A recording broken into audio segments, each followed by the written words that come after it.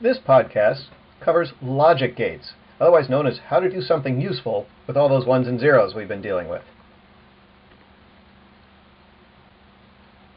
So processing ones and zeros is not surprisingly done using electronics, and that's really what logic gates are in the real world. Now, to help us understand what goes on inside logic gates, we have two other tools that we're going to use, models of what happens. One model is called a truth table, and the other model is called Boolean expressions, otherwise known as algebra, although it's a very specific kind of algebra, as you'll see later on. So let's start with the simplest possible gate we could find. It's an inverter, and all it does is take zeros and turns them into ones, and it takes ones and turns them into zeros. So we read this diagram by saying A is an input, it goes through the inverter gate, and then turns into X. We represent this in a truth table, showing that if A is 0, X is 1, and if A is 1, X is 0. Hence the idea, the inverter. Or A is not 0, X is 0. A is not 1, X is 1. We also express that in a very special kind of algebra called Boolean algebra. The difference between Boolean algebra and the algebra you're accustomed to is Boolean algebra only works with ones and zeros. And it has a special operator, the not operator, which you read by saying x equals a naught. Or you can sometimes read this version of the notation as x equals a bar. Your book uses this notation, x equals a naught, read exactly the same way. And occasionally you'll see computers representing it in a third way. X equals not A, or sometimes referred to as x equals damn it A. Our next gate is the AND gate. It takes two inputs, not just one, and you can see from the truth table that X is 1 only if A and B are 1. You can think of this as a true-false relationship. Both A and B have to be true for X to be true.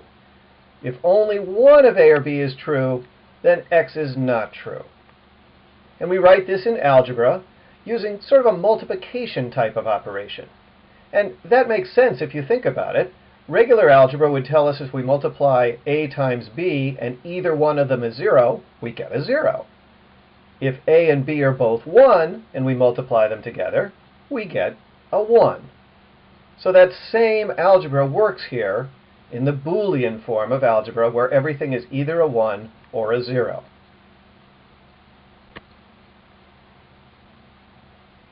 The next gate, if you could think about the opposite of an AND, is sort of an OR. This gate gives you a 1 if either A or B is a 1.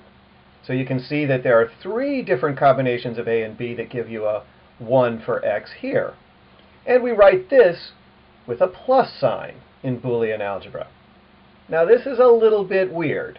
Okay, 0 plus 0 equals 0, 0 plus 1 equals 1, 1 plus 0 equals 1.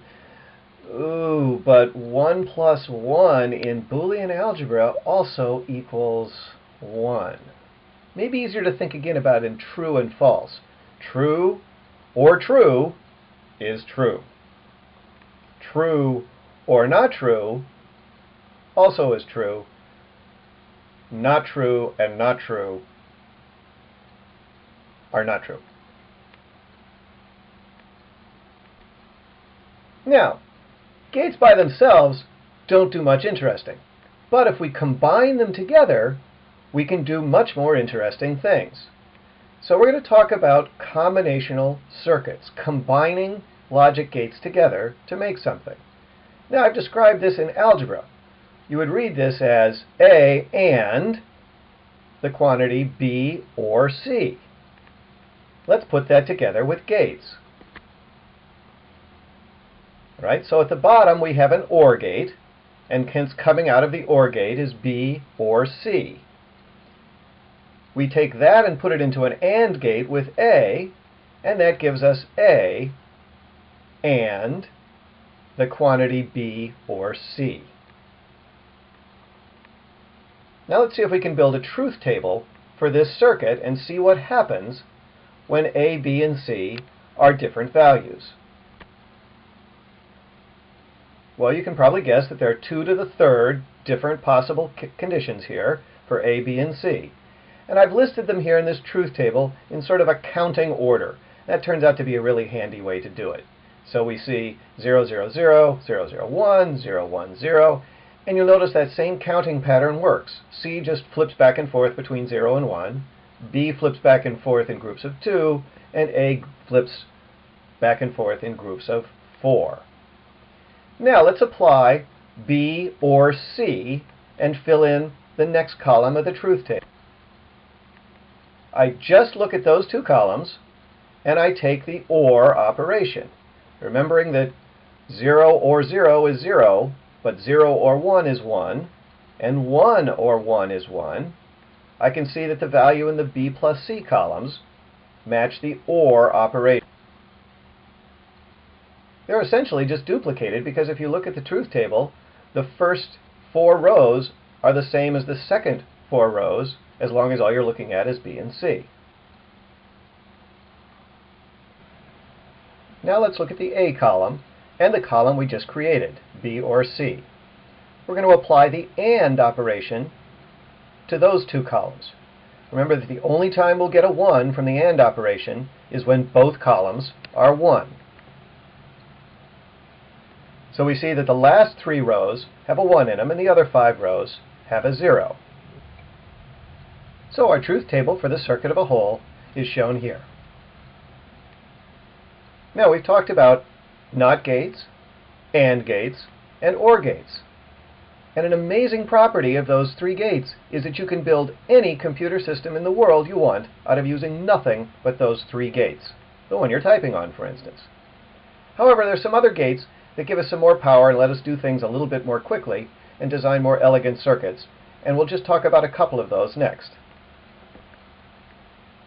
The first and probably most useful for extending the AND and OR concept is called the XOR gate. No, it's not called a XOR, it's called an XOR. It has a symbol that looks very much like the OR gate but has an extra line next to it. And its symbol in algebra is that weird plus sign surrounded by a circle. You can find those on Word if you do an insert symbol and select the symbol font. And you can see the interesting thing here is that it's really an exclusive OR, that's what the X stands for, in that it only sets X to a 1 if either A or B are 1, but not both. So that's the difference from the OR gate. Now here's an interesting gate called the NAND gate. You could create one of those by just taking an AND gate and sticking a NOT gate at the end of it, and it would cause anything to be a 1 except where you have 2 1s in the inputs. Now why would you want such a thing like this?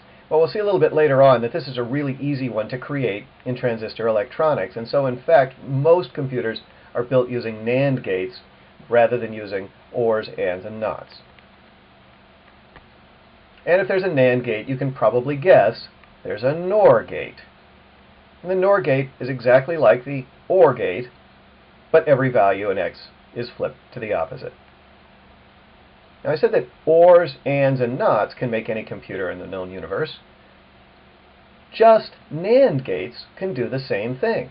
You can build an AND, an OR, and a NOT out of NAND gates. And you can build an AND, an OR, and a NOT out of just NOR gates.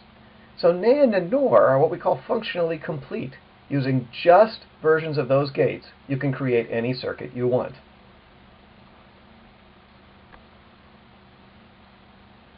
So here's another example of a combinational circuit. In this one, we're actually using the same input twice. You'll notice we've just sort of attached an extra wire, if you will, from A so that it goes into both AND gates. And we can see that we're taking A and B, and we're ORing that together with A and C. Now, using the technique before, try to create a truth table for this. When you've got your stab at it, continue this video and you'll see the answer.